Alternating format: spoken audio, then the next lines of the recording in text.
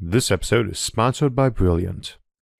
We often talk on this channel about wondrous megastructures that will house countless billions, and factory complexes that will dwarf our planet's entire industrial output. But it makes you wonder, who's going to maintain all that stuff?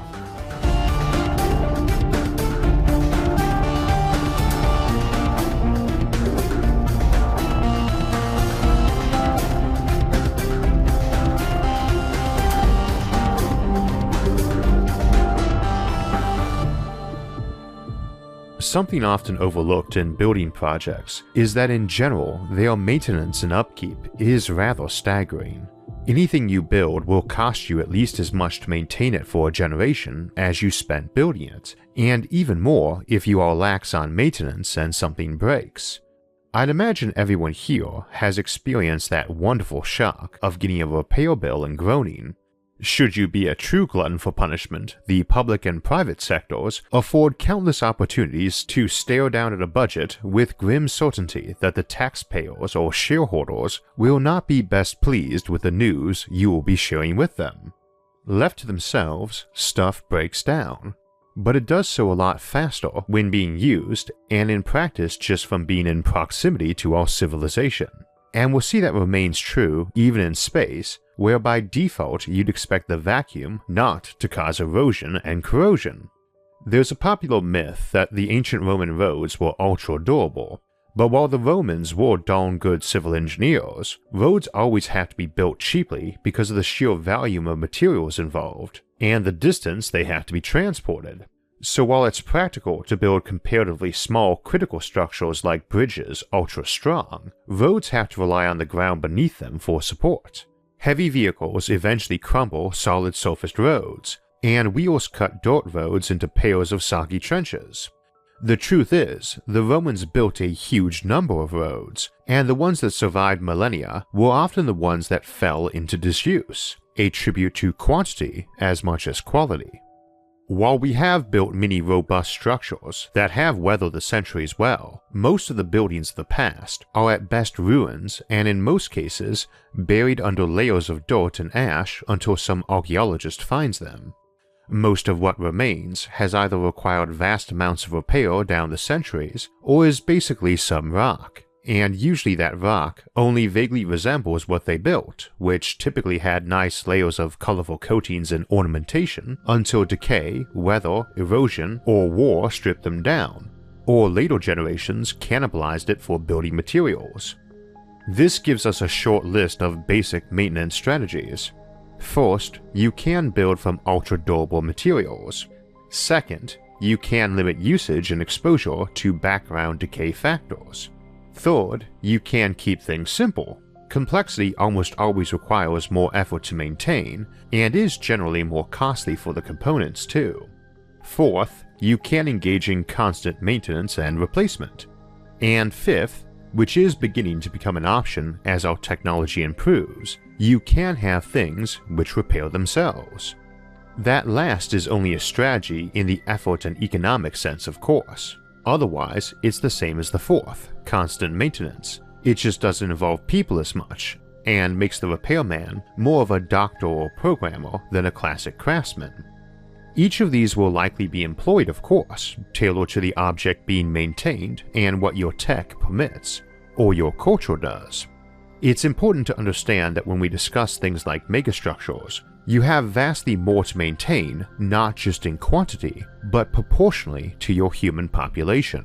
This is true even for the smallest and simplest of these, such as the O'Neill cylinder, which might contain hundreds of square kilometers of internal living area and external hull, and which might house hundreds of thousands of people. To give a comparison of a simple material we build, our own modern highways usually need about 100 people per square kilometer to maintain them. We normally discuss them in terms of linear length, where it's more like a person per kilometer or mile. But that's the approximate zone for area, and for building artificial habitats, all that land area needs maintenance. Indeed, it's more three-dimensional too, as you'll have layers to maintain. We don't really have to maintain our air and sea and dirt and all beneath it rests upon. They do. Indeed, they have more metaphorical layers to maintain too. they have to look to their weather, inside and out, their ecology, possibly also inside and out, and their electronic and digital layers too.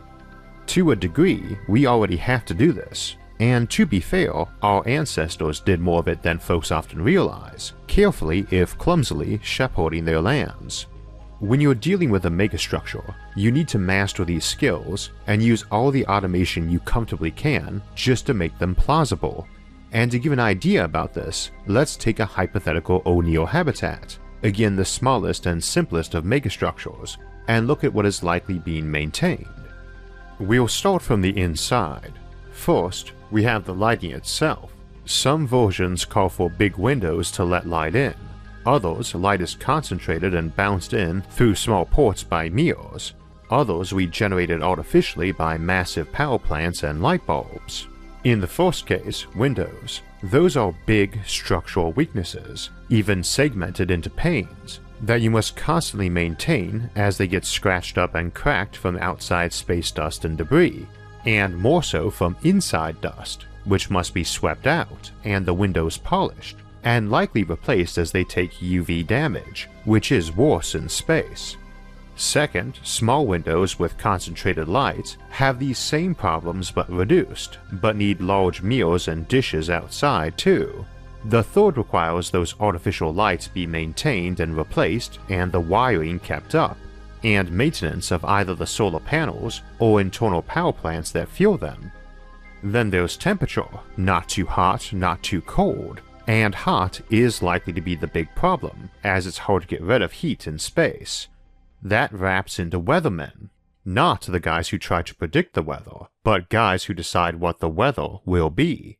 Such habitats are big enough for natural weather, and small enough not to get extremes that we see on the larger supersized megastructures, but will likely be fairly planned and artificial regardless.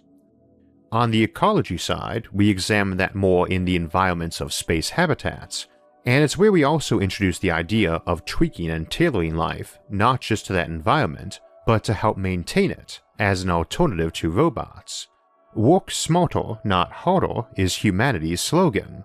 If you can get your critters in the habitat to do some of the work for supplemental food, like squirrels or raccoons picking up trash or weeding gardens in exchange for tasty treats, then it lets you also supplement how many critters you have in your garden wards, as they have an additional food source.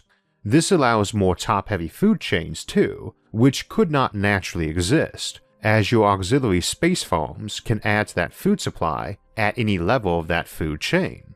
We talked about that and concerns about genetic diversity more in that episode, but a point we noted was that you might even be able to get them to help with your landscaping, like a modified coral that kept your shorelines intact against erosion, or some self-healing concrete. Land on Earth is old and natural and deep, yet it erodes a lot faster from our activity. On our habitat, all those hills and valleys and beaches and fjords need a lot more work to make and maintain, and since rock isn't free, you're probably not that thick down to your outer hull that's spinning around, and the inside of that might be damaged by erosion too, and would be hard to get at to maintain. Now I said outer hull, but in fact it probably isn't. As we've often noted when discussing rotating habitats, while we typically depict them as a cylinder spinning in the void, in all probability they'd be a cylinder spinning in a superstructure. That cylinder hull is built for tensile strength, not absorbing micrometeor strikes or abrasion from space dust, all of which will be worse because they spin, often quite fast, and faster the wider the rotating habitat. It's worth remembering what the biggest source of space dust and debris is likely to be: ships leaving the habitat, spraying it with whatever propellant they use, be it rocket flames or charged ions, or even just reflected, concentrated light. That last one is a lot less of an issue, and one of the reasons I often tout the benefits of laser propulsion in space. So a space habitat is less likely to be a cylinder than a big orb with a cylinder and other facilities inside it, mimicking the asteroid mining era where they'd probably be built into excavated shafts on asteroids. That outer layer is likely to be a sandwich, maybe a foam metal or ideally some thin outermost layer with liquid beneath that hardened over when exposed to a vacuum to scab over punctures, and to which a micrometeor can fly through and lose energy. You might do several layers too, with deeper ones being places where you had many thin membrane compartments full of your reserves of water and air and fuel, ideally hydrogen or deuterium for fusion, though you might slap solar panels and radiators all over the outside instead. All of this of course needs maintenance, and different kinds likely need different robots. Some might magnetically crawl on the outside, polishing solar panels or welding cracks or acting like the metal equivalent of a Zamboni machine, polishing, smoothing, melting, or laying new layers down on the outside. In fact, ice might be used as a cheap exterior shield too, instead of metal. You might have more drones flying around with wide-spectrum cameras looking for cracks and weaknesses. Inside that thick shell, you might have that liquid and drones that swam around in there, or even tailored life forms fixing the inner layers. They might fly around in layers of gases. Indeed, you might have a thin atmosphere inside that superstructure too, from everything leaking. You want to gather that back up, waste not, want not, and higher pressures leak faster anyway. But you're likely to have a low-pressure fog in there between the various pressurized facilities, especially the ancillary ones where you're building cheap and thin because it's just some big hydroponic facility or mostly automated factory where people don't actually live. Other organisms might. Things might easily adapt to living on leak cracks venting air. And as we saw in Void Ecology and Space Whales last month, you could end up with a fairly rich, near-vacuum ecology even if you weren't intentionally engineering it. There'd be a lot of trash floating around in that inevitably too, needing picked up and recycled, but also in habitat areas in general. A solar system is a big place, but when we think about the sheer quantity of megastructures we might build in one, potentially trillions of O'Neill cylinders alone, it's not so empty anymore. Especially around hubs, as most planets would likely be swarming with orbital habitats. Trillions of habitats means even more trillions of ships, and if each one was losing only say one random nut or bolt or wrench or soda can out into space every week or so, you'd have quadrillions of hypervelocity bullets flying around the solar system. This is likely to be even worse near dense population areas, as losses of trash are most likely when a ship is first taking off or arriving, meaning it's close in distance and velocity. This also means that part of being a space janitor is writing up tickets for littering, and getting to operate giant laser cannons to vaporize trash, or the offenders themselves if space littering became a capital crime. Seems extreme, but remember, throwing a soda can out your airlock is like throwing a bomb, and at relativistic speeds, an atomic bomb. So there are quadrillions of random nuts and bolts floating around at tens of thousands of meters per second. You can add a lot more rubbish coming off the whole of the megastructure itself, and while it would be slow moving locally, once it drifts away from the immediate area, it's only moving slow relative to anything that just happens to be on an identical orbital path. We've talked about Kessler Syndrome before, a chain reaction of collisions in Earth's orbit, spraying debris and shrapnel around to hit other objects, which in turn spray out more debris, potentially shrouding a planet in a swarm of razor-sharp, hypervelocity bullets. A civilization that's building in orbit a lot, wrapping their world in thousands upon thousands of orbiting habitats, docks, and industries, has to deal with this constantly. Indeed, they probably don't worry about Kessler Syndrome happening because they probably exist in a constant state of it. Odds are someone will have run a massive cost analysis on how much detection gear, how much point defense or laser boom ablation systems, and how much armor to absorb hits various ships and stations need, how much extra energy and fuel and propellant that costs, and compared it to cleanup. I'd just guess that it would probably mean they did a lot of debris clearance, but that your typical inhabited planet still had millions of tons of millimeter-sized junk floating around. So there's going to be a lot of folks who make their living cleaning up that trash, and others issuing citations and fines for making it, And the same applies to a full-blown Dyson swarm, only scaled up a billion-fold. I don't want to imply such civilizations are constantly living in a swarm of their own junk and hypervelocity shrapnel, or that it isn't manageable, but rather that it is exactly that, manageable, and given that it's being managed by humans, odds are it will be managed rather haphazardly and sloppily. And someone is going to be managing it. A recurring point on this channel is that while such civilizations will doubtless employ a lot of robots, they will probably tend to be fairly stupid robots requiring some oversight. This is not because such a civilization can't make something smarter, but because odds are the cost of having people provide that oversight will be viewed as cheaper than purchasing tons of security and weapons to prevent or contain a machine rebellion, or pay for all the public relations management and spin doctors you need to justify what is pretty much slavery. Build something as smart as a human, and you either need to give it rights, in which case you've just created another citizen paying taxes and complaining about how much infrastructural maintenance costs, or you spend all your time fending off attacks, verbal or literal, about how you're either overtly enslaving an intelligent mind, or essentially created an entire brainwashed species that loves its job.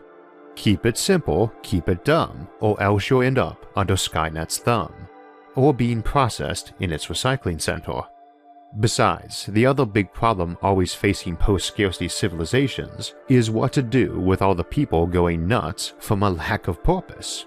Speed of reflexes isn't necessarily an issue either. Computers mostly excel at doing simple tasks hyper-fast, but there are options even there. I mentioned earlier that in terms of layers of infrastructure maintenance, you would also have the electronic and digital one, and it might be quite big, metaphorically speaking, as you might have a lot of uploaded digital people, cyborgs, transhumans, or folks who mostly live in virtual worlds. Don't assume just because someone wanted to move to a classic habitat cylinder, which again is not the only type of megastructure, that they are a regular baseline human, or that their kids would be. Just because your parents wanted to live on some orbiting garden park doesn't mean you do. Or that their AI would be. Again, it's not that you don't have AI, it's just if you plan on making it as smart as a human, you best tread carefully about not thinking of it as a person, and that might mean it wants a home and time off too. Subhuman AI modeled on intelligent animals might be a popular approach too, and if your big mechanical hull inspector drone had a brain modeled after a bloodhound, you might be giving it a virtual dog ward to hang out in when Rover's not fixing your hull. This represents a sort of shadow ecology. You might have thousands of different species of critter, from slightly tweaked normal life to massively artificial mechanical and digital life, from amoeba dumb to human smart, and all points in between, all employed maintaining that megastructure, all probably mutating and being altered and patched and upgraded, all likely increasingly unique to each place, as each has its own special needs, and diversification is a good strategy against sabotage or attack too. So I always assume people are building and maintaining these things, even if the definition of people might need to be expanded, or if the building and maintaining mostly involves shouting at welding drones too stupid to realize they're trying to seal an airlock, not a leak, and sending angry emails off to the programmers about the newest software patch causing your debris clearance drones to open fire on the ones tasked with inspecting the hull because they now thought they were debris, then got themselves shot to smithereens by the station defenses that identified them as hostile after getting a distress call from the debris collectors shouting about being under fire. Incidentally, this is another reason why I always describe space habitats not as a fragile shell, but probably massively armed and armored facilities that would be death traps for an invasion force. Partially because you really do need to have some thick hulls swarming with anti-debris lasers if you expect folks to feel safe living there, and partially because that invasion force needs to be kind of careful going in. Even assuming all those trillions of neighboring space habitats don't care about you blowing that place up, they are not going to appreciate 10 billion tons of flaming wreckage and debris flying around the solar system. Amusingly, probably being chased by any remaining maintenance drones, a gathering swarm of salvage drones who identified it as valuable fair game assets, and merely getting shot to pieces by all those neighbors trying to take out the flaming wreckage with whichever of their defensive batteries aren't currently busy retaliating against the invasion fleet that caused the problem. And yeah, they probably will have those giant anti-ship guns, because having a megaton space freighter get hijacked or sabotaged and crash into your habitat is a bad time to wish you'd invested in heavy artillery. Possibly not on individual O'Neill cylinders, but as I said, those are on the small side of megastructures under discussion, and you'd probably also tend to see them clustered in packs anyway. Even if they are as big as you can build for engineering limitations or economic viability, you can lash a ton of them together with tethers for easy transport to and fro, and proximity has value. So they're likely to be clustered up like islands in an archipelago rather than evenly distributed, possibly with a superstructure around all of them. Neat thing about most space habitats, they are all basically spaceships too, albeit rather clumsy and slow ones. So it's kind of like a giant houseboat you can move around to be on its own, or park in clusters to share ancillary facilities, which presumably include giant defense guns. But it could easily be that those would evolve as some Leviathan equivalent of RV parks, where instead of an RV going to a place that has hookups and support for lots of recreational vehicles, they have them for entire space stations. Again, a space habitat is basically a somewhat clumsy spaceship, and also more like the Gardner ships we discuss for interstellar colonization. An interstellar ship needs to be totally self-sufficient except for raw materials and fuel, so they can replace any components or colonial gear damaged or decayed in century-long voyages. This effectively makes them mobile factories and colonial farms, since instead of parking at their new world forever, they can stop, drop off half their colonists and colonial gear, restock on raw materials from some asteroid, and make new gear and breed more colonists on their way to the next star. Possibly also new ships, since they need to be able to manufacture every part of their own ship anyway. A similar philosophy applies to space habitats. They don't have to be entirely self-sufficient if they live in built-up solar systems able to supply them, but they will need to be constantly engaging in repair and possibly growth too. This could result in cylinder halves that constantly grew in length like some coil of sausage links, occasionally detaching sections for major repair or retirement, or some big circle of a rotating habitat, a small version of a topopolis that had a manufacturing center that just slowly rolled through it at a glacial pace, replacing sections, like the Orbis. So long as the hoop is far wider in diameter than the thickness of it, it can be bent and rotate for gravity just fine, same as even steel can be used like a rope if long and skinny enough. Obviously, you automate anything you can, your limitation being how smart and sophisticated you're comfortable with that automation being. And it can be human level or smarter too, just depends on what your civilization is comfortable with ethically and smart enough to avoid killing themselves with. For instance, one of the more obvious maintenance pathways is to go the quasi-biological route, as we've discussed before and most recently in space whales and bioships. If your megastructure is basically a big animal, biological or not, with various organs overseeing repairs and cleanup, it need not be too smart, and certainly many of the parallels for microorganisms living in it doing work need not be, but it's plausible you might find it advantageous to make something pretty smart. Needless to say, you circumvent a lot of the problems by designing something that likes what it does. You've essentially gone and made a big space turtle whose shell you live on or inside, and you'd prefer it not mind you doing so, or actually felt happy as the home to a prosperous civilization there, rather than regarding you as some sort of mold living on it, or cruel taskmaster hurting and compelling it. Incidentally, when talking about artificial or engineered intelligence of human level or higher, I generally mean that in regard to its capacity for reasoning, abstraction, creativity, and so on. Raw processing power is mostly irrelevant unless it turns out that such things inevitably become sentient and sapient above a certain threshold. You are going to generally want that fairly often though, as while some make a computer able to track a quadrillion objects simultaneously need not be even vaguely sentient, if it isn't, it is very vulnerable to something stupider but smarter, as it were. And of course, if you've gone the heavy artificial intelligence route, and your various megastructures are quite smart themselves, even if they generally like their jobs, some might want things changed up a bit or become bad eggs. You don't want to be living on a space turtle that's decided you're all parasitic mold and it needs to fly by the sun for some cleansing UV rays, or regard you as its precious but unwise children deeply in need of brainwashing, or it's played the long game and subtly influenced everyone to breed for stupidity or complacency toward it.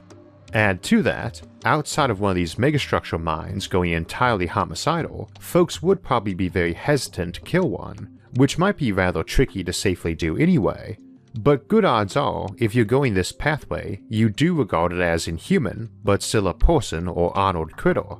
I could imagine folks opting to evacuate such a place and leave it be, or try to talk it into some new task. A habitat becomes a nature preserve instead, or some massive warship foundry that decided each ship was its child and is panicking about where they've all gone or gotten destroyed, gets repurposed into an uncrewed observational array, or one with a skeleton crew, even if it's not terribly good at the job. Another fun possible story there, tons of abandoned crazy derelicts that were still quite functional, but only the brave, desperate, or equally crazy wanted to visit them. Which offers another sort of maintenance, psychologists for disturbed megastructure minds.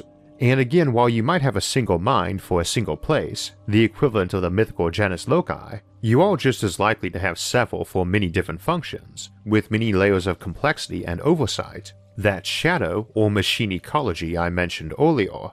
You might possibly have a single overmind, the space turtle, but more likely some equivalent to an ecosystem rather than a single organism. I don't use the ecosystem parallel casually either, as we noted in void ecology. Even ignoring that biological versus mechanical is a rather vague and arbitrary thing, and a bit of a false dichotomy, such things are likely to take on characteristics of an ecosystem, even if it's designed rather than evolved. It's also worth keeping in mind that most of these have ecosystems on board them too, which we mentioned earlier probably need maintenance in terms of things like genetic diversity, though the bigger megastructures can potentially be as stable as Earth in that regard. Indeed, some are artificial planets or larger than planets. Those usually also would need active support to keep them from falling in on themselves, like orbital rings, and those are going to need maintenance too. Not all megastructures have anything to do with human habitation either, but we generally focus on those, partially for the obvious reason, and partially because many things you need to do at a big scale don't require big objects. I don't need an asteroid-sized mining facility to disassemble an asteroid. Many smaller ones might do the job as well. See the various Megastructure and Generation ship series for more discussion of those. Similarly, raw energy abundance can help with debris and maintenance. If you've enough juice, everyone just vaporizes any debris right down to atomic dust, and can go heavy-handed on the forging and recycling by just using lots of regular armor that's just raw plain metal you detach and replace and smelt down occasionally. It's good to be experts at recycling and repair in space, but you can make up for that with just raw use of simple automation, raw material, and tons of energy. There are no free lunches, nor infinite stockpiles. Entropy wins out in the end. So civilizations should tend to want to be efficient, even if they don't have to be. But you might also see many phases of approaches, much as we've had here on Earth. Early energy-rich, high-automation societies might cheerfully build many super-armored, resource-intense habitats that were surrounded with space litter. That's very easy to imagine in an early colonization of the asteroid belt, for instance, what with all the mining and likely mini habitats built inside those asteroids, then switch to other methods later. In all probability, you pursue all of these approaches, simultaneously or in phases, or certain factions of civilizations prefer one route over another. Lots of types of megastructures, but I don't classify Dyson swarms as one normally, because I never think of them as likely to be homogeneous, at least civilization-focused ones. There are other Dyson swarm and stellar engine types. Trillions of small artificial worlds, all spread out, just never strikes me as a super unified civilization, or likely to remain one if it began that way. Especially since, as we mentioned a couple weeks back, in threats to interplanetary and interstellar civilizations, diversification is a good survival strategy, and we saw a few more reasons why this is so this time. Of course, unless your maintenance is truly perfect, you are likely to eventually hit a point of diminishing returns, where you opt to build a new one and abandon the old. And we mentioned other ways you might get derelicts too, like one with an overmind that went nuts but was left be.